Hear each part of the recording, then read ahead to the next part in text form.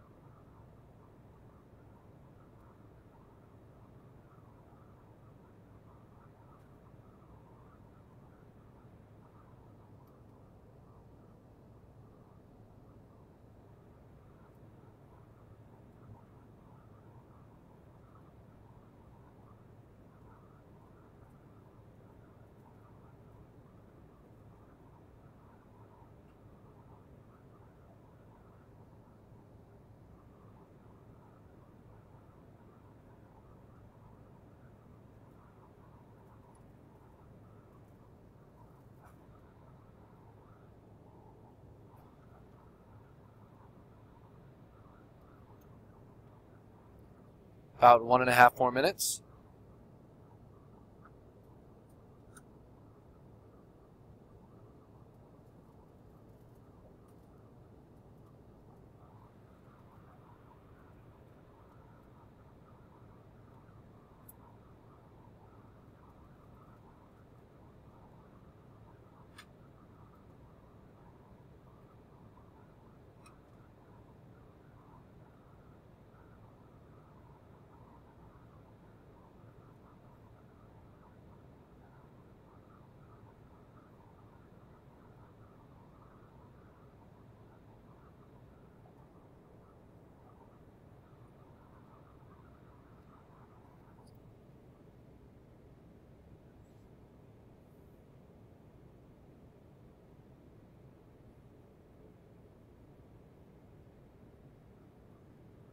Thirty more seconds.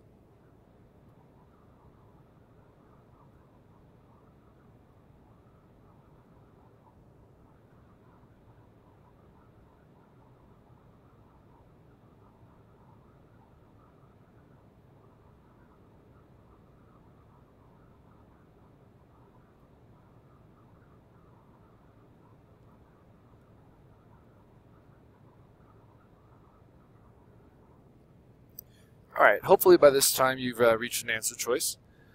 Now, when it comes to prompts that are this long, it's really important that you find the information that you can actually dissect and use to answer the question. So, like, you don't need all of this information, but you do need some of it to answer the question. They're asking, if there are no other changes besides a beta decay, how would beta decay affect an atom? And they give you 3 options. It can affect the mass number, the identity, which is really the atomic number, and then the charge, which is the ratio of protons to electrons. Now, if you didn't know any of that, maybe you could just know one thing and still get a good chance to guess the question right. I want to look at this first sentence here, where it says, in beta decay, a neutron becomes a proton and an electron. So what you have is a neutron that has no charge, and it becomes a proton and an electron, which has a charge of +1, the proton, of course, and an electron has a charge of -1. So they kind of split in half. Now when that happens, you have to think about what's happening to the mass. Remember, electrons are really small. They really don't factor into the mass number. However, a neutron and a proton weigh the same. So the mass number here is actually remaining unchanged, because even though you're losing a neutron, you're still gaining a proton. So the mass number actually stays the same. So it's not going to change. Alright, so now that we've eliminated answer choice number 1, we know we can get rid of H and K as well because they both have 1 in it. So if you chose H or K, unfortunately you're wrong this time. The second part I want to look at is here, where it says the proton stays in a nucleus while the electron cloud moves into the atom's electron cloud. So what that means is you have a proton and an electron being created, so you have a charge of positive one and a negative one, so they offset, and so the atom's charge actually isn't changing either, so the charge is going to stay the same. So now at this point you realize that only one is correct, and that's the atom's identity, and that's because you are gaining a proton, and that's going to change the atomic number, which is going to change the identity of the atom. So go ahead and take 20 seconds, write down anything you need to know about that question.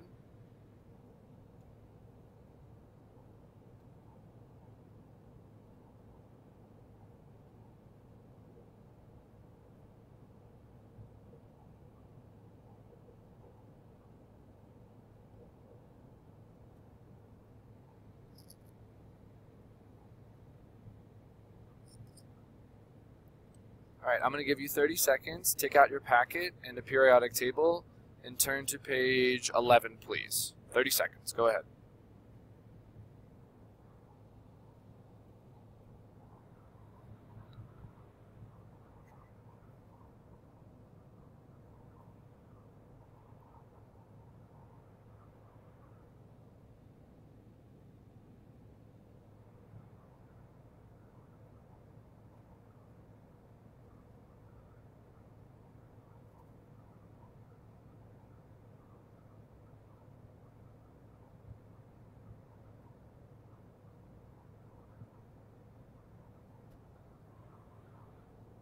Alright, the plan for today.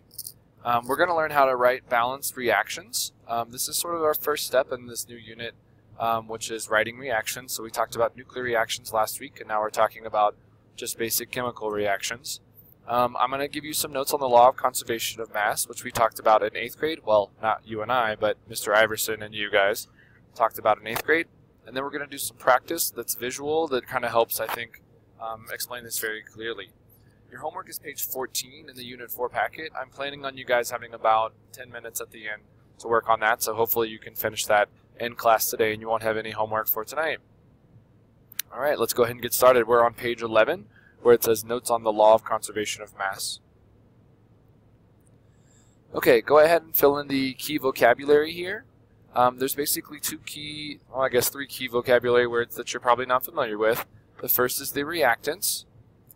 So that's the starting materials in a reaction, and they're always located on the left side of the reaction arrow.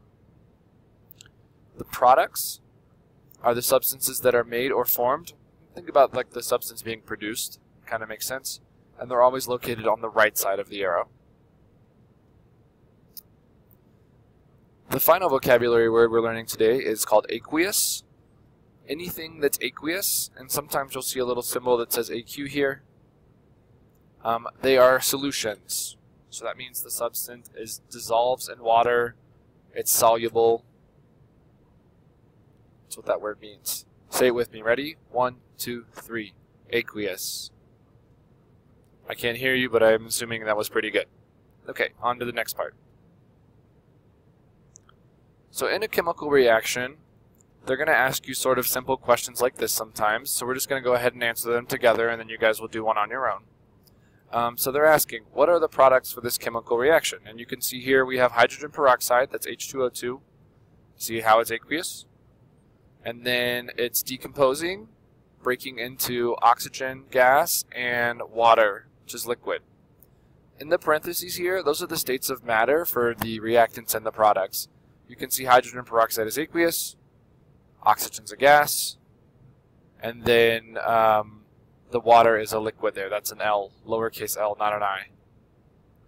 Okay, so what are the products for this chemical reaction? Well, this side has the reactant side, the left side, and on the right side, this is where the products are. So the products for this chemical reaction would be oxygen and water.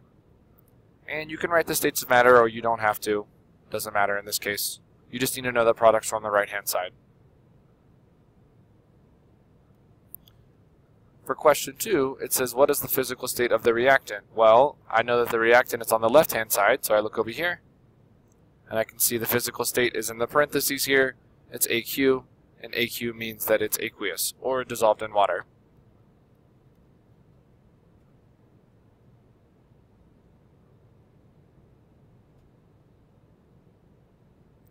Okay, moving on to question number 2. With a partner, I'm going to give you 2 minutes. I want you to answer these 2 questions. They're very simple. 2 minutes. Go ahead.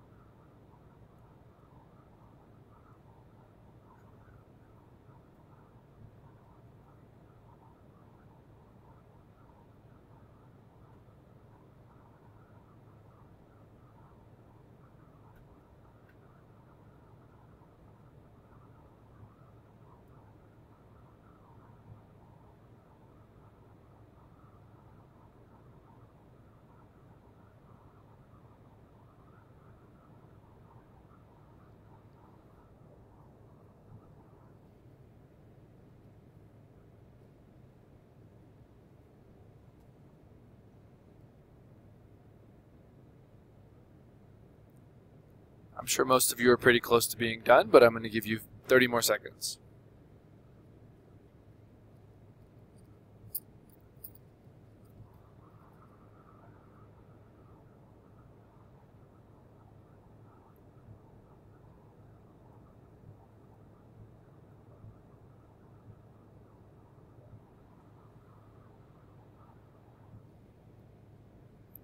Alright, so here they're asking what are the reactants for this reaction. So this keyword here, reactants, tells me that it's going to be on the left side of the arrow, and there are 2 of them. We have magnesium, and it's a solid, excuse me, and here we have hydrochloric acid, which is aqueous. So those are my reactants this time, because they're on the left side of the arrow. That's why they're reactants. For question 2, which substance is a gas? I have to find the one that's got a parentheses with a G. So this is a solid, this is aqueous, and then here is hydrogen gas. So that's a gas. And I got that because there's a G in parentheses there. Okay, next part. So the reason we're allowed to balance reactions is because of the law of conservation of mass, which you guys learned in 8th grade, which basically states that matter is neither created nor destroyed. So I want you guys to go ahead and fill in the Freyer model. Fill in the top 3. Wait, actually, I think in your notes. Yeah, in your notes, these 2 are already filled in for you. So I just want you to fill in these bottom 2. On the picture, your detail doesn't, like, I don't care if you know if it's calcium chloride or anything like that. Just notice how the scales are the same. It's 300.23 here and 300.23 there. If you can just make sure you demonstrate that in your picture, that's what's important. And then, of course, fill in the common misconceptions. I'm going to give you guys 1 minute to fill in the Freyer model.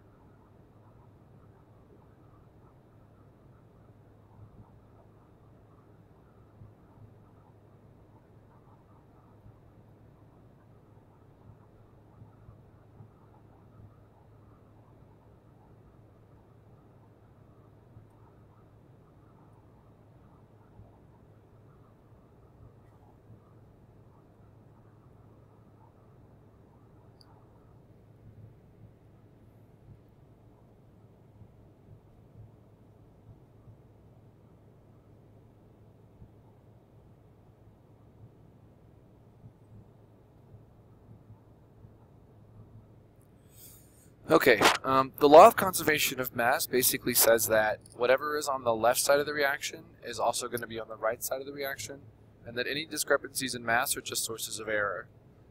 So even though like you're making a new substance or you're making a new phase, there is no change in the actual mass. If you weigh the reactants, they should weigh the same as the products. And you can see that's very demonstrated here by this diagram. You could see there's a reaction taking place when they turn the Erlenmeyer flask upside down there. But even though there's some sort of precipitate formed, it still weighs the same. Like any gas in there would also stay the same. I think sometimes when gases are produced, students seem to think that like mass is lost. No, you just have to capture the gas and weigh it as well. The mass is always conserved. I think you guys get this from 8th grade. Moving forward. Okay, so when we are balancing reactions, we're going to add the reactants or products to balance the reaction. A reaction is balanced when there are the same number of each color circles on both sides and use the fewest number of circles possible. So you're probably wondering what I'm talking about right now.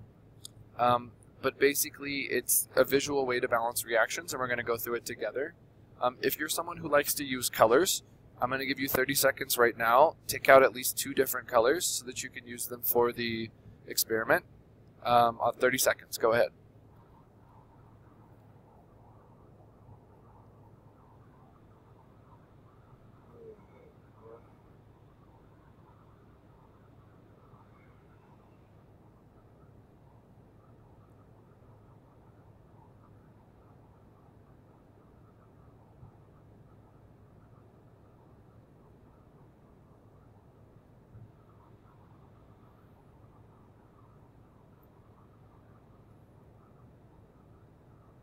Okay, so on the top of page 12 is where you guys are at right now, and you'll see there's 3 boxes there: reaction 1, reaction 2, reaction 3. We are starting with reaction number 1. I want you guys to draw these pictures in the boxes that says reactant 1, product 1, and product 2. They don't have to be green and purple, that doesn't matter, but make sure if this is a green one here, then these 2 are also green. Or maybe not green if, let's say, you use black, like they're all the same colors, right? You need to make sure the color scheme is consistent if you're not using green and purple. All right, so I'll give you 30 seconds. Go ahead and draw this diagram to the best of your ability.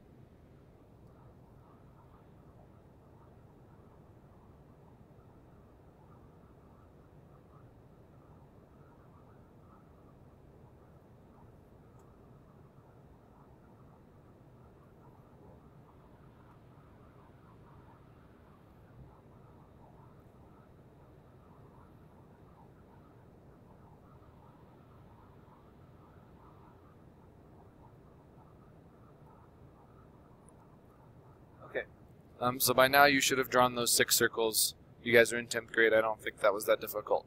So what we're going to do is we're going to draw a line between the reactants and the products. And now whatever's on the left side has to be the same as whatever's on the right side. And the only rule is that you can add pieces, but you can't break them apart. So here's what I mean. If we were going to add a piece here, we would have to have a green and a purple, not just a purple or a green. You need to add them together because in the diagram they are stuck together. So if we're going to balance this reaction, we can see on the left side I have 1 green, and on the right side I have 2. So I need 2 more greens. Or sorry, I need 1 more green on the left side. So I have to add one of these pieces. And when I do that, now on the left side I have 2 greens, 1, 2, and on the right side I have 2 greens, 1, 2. So now the greens are balanced. For the purples, I see I have 1 purple, 2 purples on the left side, and on the right side, 1, 2 purples as well. So this is what we would call now a balanced reaction, because the number of dots on the left side is equal to the number of dots on the right side. So now we have to answer these questions. How many were needed to balance the reaction? Well, I used 1, 2 pieces, so I would put a 2 there.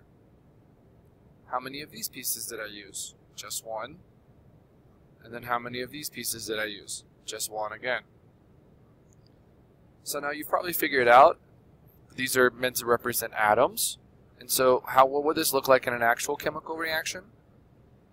If you had H and I together, this is hydroiodic acid, that was potentially what this would look like. This would be our hydrogen, H2, and that would be our iodine, I2. So those are what they're meant to represent. And when you write the chemical reaction, we have the reactants on the left and and then the products on the right. So this is what the reaction would look like. Now we have to balance it. The number of H's on this side has to be the same as the number of H's on this side. Well, you can see I have 2 here and only 1 here, so I need to add 1. And when you do that, you're only allowed to put a coefficient. So I can't put a 2 down next to the hydrogen down there. I have to just change the coefficient. Where did I get that number 2? Where's the similarity? Well, it came from the number of pieces that I used, right? So just like when we wrote ionic compounds, the number of pieces that we use is going to be our coefficients this time. Now you can see there's no numbers here. This actually balances our reaction because you have 2 times H gives you 2 of these, and then 2 times I gives you 2 iodines. Well, even though there's no numbers here, right, the 1 is implied.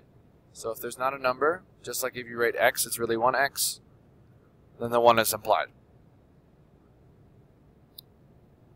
Okay, so that's a balanced reaction. That's all there is to it. Let's go down to the second one. Alright, so here we have our reactants. We have 2 reactants this time and only 1 product, so I'm going to draw my line between the reactants and the product. I'm going to give you 30 seconds. Go ahead and draw this color scheme. Again, if you don't have white and red, then you can use whatever colors you want, but make sure the color scheme is the same. This dot, these 2 dots should be the same. Got a little interrupted there by the pilot telling me we're about to land, so I might have to finish the rest of this lesson on the ground, but until they make me put my computer away, we're going to keep working.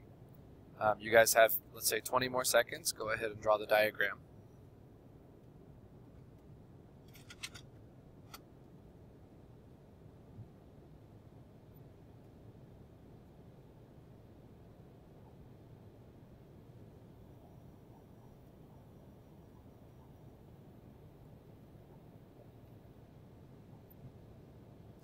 Alright, so let's remember, whatever's on the left side must be equal to whatever's on the right side. So my reactants must be the same as my products. Over here, I have 1 white piece and 2 white pieces on the product side, on the right side. So I need to add 1 white piece on the left side, which seems like it would work. So I'm going to go ahead and add 1 piece.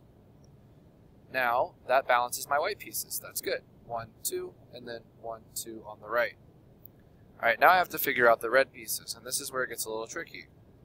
Because I can't add a red piece on the right side, the product side, without also adding 2 more whites. And so I have to add that piece. So when I do that, that fixes my reds, which is great, because now I have 1, 2 reds on the right side, and then 1, 2 reds on the left side. But as far as my white pieces go, I need to add 2 more on this side to make it balanced.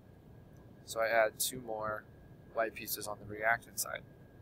So now if I count them all, 1, 2, 3, 4, and then 1, 2, 3, 4, I'm balanced with the white, and then 1, 2 reds, and then 1, 2 reds on the right side. So we're balanced. So now how many pieces were needed to balance the reaction? Well, I needed 4 whites, only 1 of this red piece, because they're connected, and then I needed 2 of the product. If you were to, like an example of a chemical reaction that would have this ratio, would be sodium, oxygen, and then sodium oxide being formed. So if we write that reaction, these are my reactants on the left. They're still trying to make me put my computer away, but I'm going to finish this example. And then, sorry, pause. Okay, I have about 30 seconds before they make me put my computer away. Alright, so if we're trying to balance the reactants on the left side and the products on the right side, you're just going to take the numbers that we discussed earlier and you're going to drag them straight down. So the number of pieces we had was 4, so I needed 4 sodiums. And then the number of oxygen pieces I needed was 1. And then the number of sodium oxide pieces was 2.